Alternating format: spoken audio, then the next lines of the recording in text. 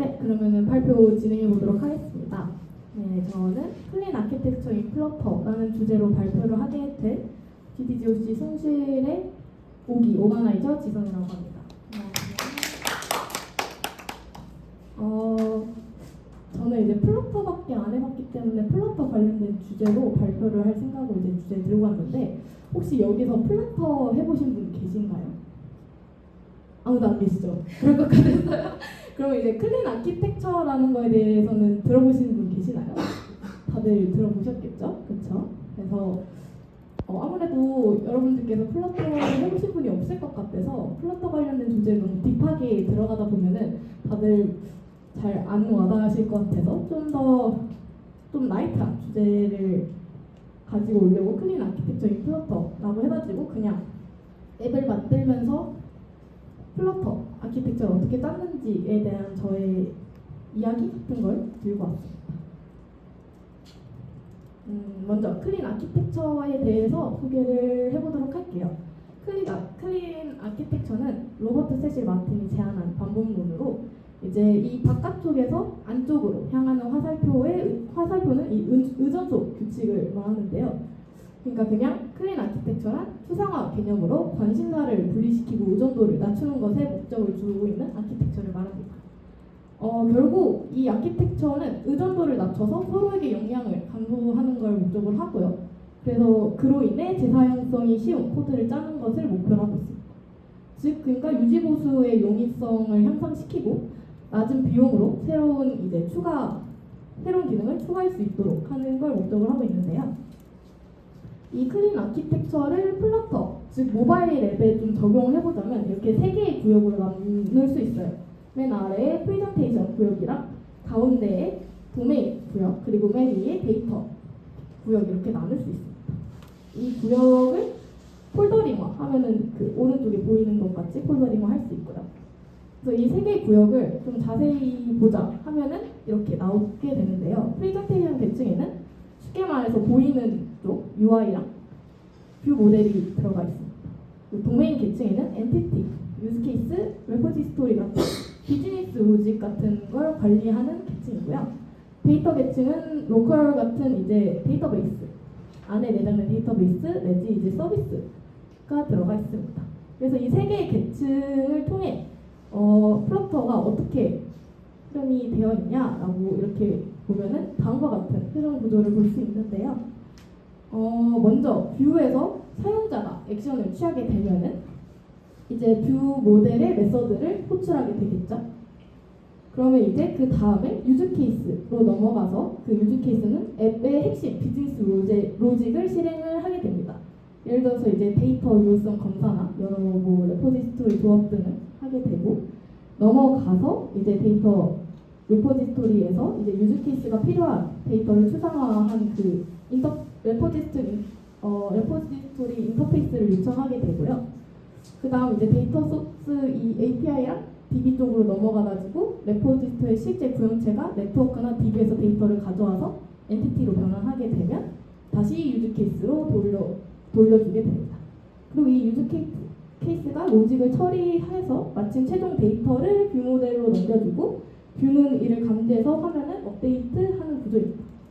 그러니까 사용자가 모바일에서 이 하나 클릭을 하고 그 클릭한 게 액션이 이루어질 때까지의 그 구조를 클린 아키텍처적으로 보면은 다음과 같이 이렇게 나눌 수 있고요. 그래서 이거를 클린 아키텍처를 플러터 공식 문서에도 이렇게 플러터 내에 아키텍처 가이드가 따로 있습니다. 그래서 이 아키텍처 구조를 보자면 초반에 앞에 설명드린 이 표준 클린 아키텍처의 이 구조랑 비슷한데요. 근데 이제 도메인 레이어는 선택사항으로 나와 있어요. 도메인 레이어라 하면은 방금 봤던 유즈 케이스 쪽에 있는 부분인데요. 왜 선택사항이냐 하면은 도메인 레이어는 UI와 데이터 계층 간의 상호작용을 더 간단하고 재사용 가능하게 만드는 역할을 하기도 하지만, 이 도메인 레이어를 쓰게 되면 클래스의 수가 당연히 늘어나겠죠. 나누게 되다 보니까 늘어나게 되고, 그러다 보면 인지부하가 높아져서 아키텍처가 복잡해지는 문제가 생깁니다. 그래서 이제 공식으로 플러터 내에서는 아키텍처를 이 도메인 레이어는 선택사항이다 라고 해서 총 그 플러터 문서를 보면은 다음과 같은 구도를 추천하고 있습니다. 보면은 똑같아요. 똑같은데 좀 더 간단하죠. 좀 간단한데 데이터 계층에서는 도메인 계층이 사라지게 되고 이 데이터 계층의 레포지토리와 서비스 이렇게 두 가지가 나오게 되는데요. 이 레포지토리는 서비스에서 데이터를 가져와서 이 데이터를 도메인 모델로 변환하는 역할을 담당하게 되고요. 서비스는 앱의 외부 시스템과 맞닿아 있어서 비동기 응답 객체를 노출하게 되는데 그러니까 여기서 이 서비스에서 서버가 만들어준 API 통신을 하게 되겠죠. 그래서 쉽게 생각하면은 플러터의 전체적인 그 액션을 코드를 구현하기 위해서 다음과 같은 아키텍처를 설계할 수 있는 거고 이제 뷰와 뷰 모델 그리고 그 데이터 레이어 이렇게 세 가지로 쪼개가지고 각자 구현을 통해서 분리하고 유지 보수를 좀 용이하게 하는 편이라고 말씀드릴 수 있을 것 같습니다. 그래서 이렇게 뭐 구구절절 클린 아키텍처 플러터에서 어떻게 나누는지에 대해서 설명을 드렸는데 조금 더 쉽게 와닿을 수 있게 제가 만든 프로젝트 코드를 보면서 좀 설명을 드리도록 할게요. 다음 프로젝트는 이제 아나바다라고 제가 작년 솔루션 챌린지 때 제작했던 프로젝트인데요. 앞에 있었던 이 클린 아키텍처 구조를 적용을 했고요. 솔직히 짧은 기간 안에 만들어야 되기 때문에 아키텍처적으로 잘 정돈된 프로젝트는 아니지만 그래도 제가 이런 식으로 아키텍처를 어떻게 구현했구나라는 소개를 할 수 있을 것 같아서 들고 왔습니다.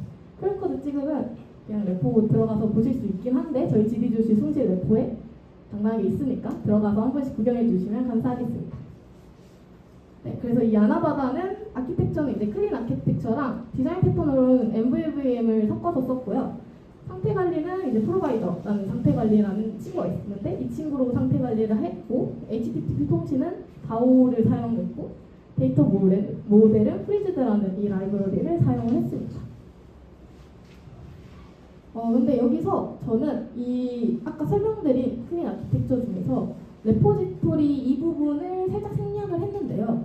그 이유가 비교적 단기간 안에 개발을 해야 됐기 때문에 이 레포지토리를 구현해서 이 추상화한다는 것 자체가 좀 너무 오버 비용이지 않을까라는 생각을 했었고 그리고 앞서 설명드린 이 프리즈드 라이브러리로 그 데이터 모델을 구현했다고 했는데 이 프리즈드가 불변개체 기반의 DTO 설계를 구성할 수 있기 때문에 굳이 레포지토리를 통해서 추상화를 하지 않아도 괜찮을 것 같다라고 생각해서 이 레포지토리 부분은 살짝 뺐습니다. 그래서 저는 뷰 모델의 비즈니스 로직을 살짝 응집시켜서 이렇게 짧은 시간 내에 안정적인 서비스를 런칭할 계획으로 짰습니다. 그래서 저의 이 아나바다 폴더링 구조는 다음과 같은데요. 저는 그 앞서 이제 클린 아키텍처는 관심사 위주로 이렇게 세 가지로 나눴잖아요. 그 뷰랑 도메인 계층이랑 데이터 계층. 근데 저는 그렇게 폴더링 구조를 하지 않고 좀 더 뭐 기능 중심적으로 가독성을 고정한 폴더링 구조를 시도를 해봤습니다. 그래서 보면은 스크린 뷰 하위에 보면은 기능별로 폴더링화 되어 있고요. 그 기능별 폴더링 하위에 뷰와 뷰 모델 이렇게 나눠가지고 구성을 했습니다. 그 모델 부분에는 당연히 이제 MVVM 모델이다 보니까 그 관리할 수 있는 그 모델을 적어 넣었고 데이터 부분에 이제 좀 서비스 부분이 다 들어가 있는데요. 서비스랑 DTO랑 의존성 주입할 수 있는 TI 이렇게 넣어서 관리를 했습니다. 그럼 코드 살짝 어떻게 돌아가는지 코드를 살짝 보자면 저희 오어스 로그인 하는 코드를 살짝 가져와 봤어요. 다들 오어스 하면은 이제 구글 로그인 당연히 저희 GDDOC니까 구글 로그인 붙이겠죠. 근데 이 구글 로그인을 플러터에서 어떻게 붙이는가를 한번 살짝 가져와 봤습니다. 일단 첫 번째로 이 부분은 뷰 코드인데요.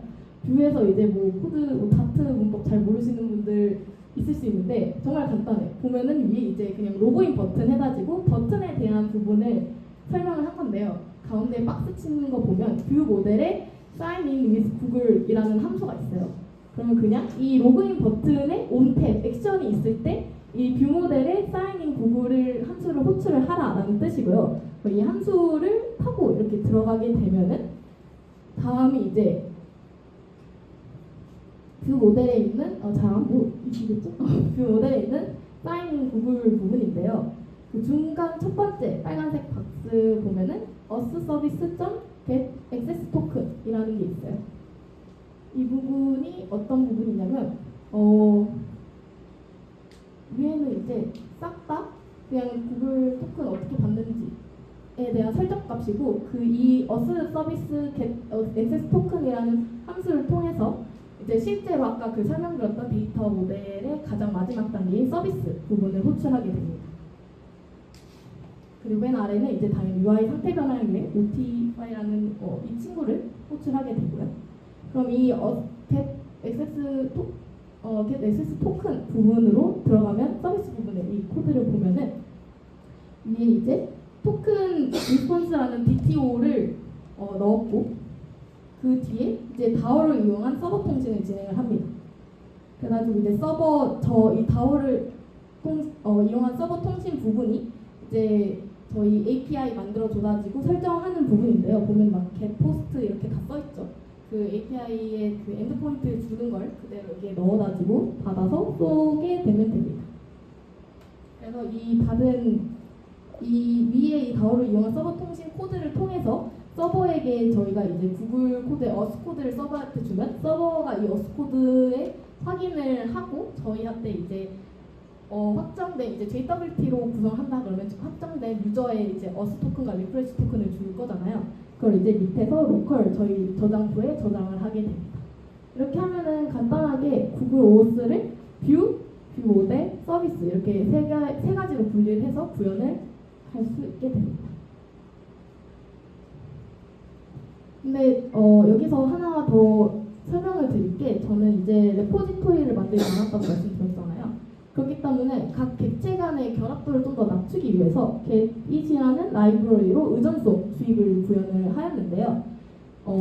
이게 getit이 뭐냐 하면은 이 getit 라이브러리를 통해서 의존성 주입을 할 수 있는데 쉽게 말하면 클래스가 필요로 하는 객체를 내부에서 직접 만들지 않고 이제 외부에서 빌려오는 방식을 말할 수 있습니다.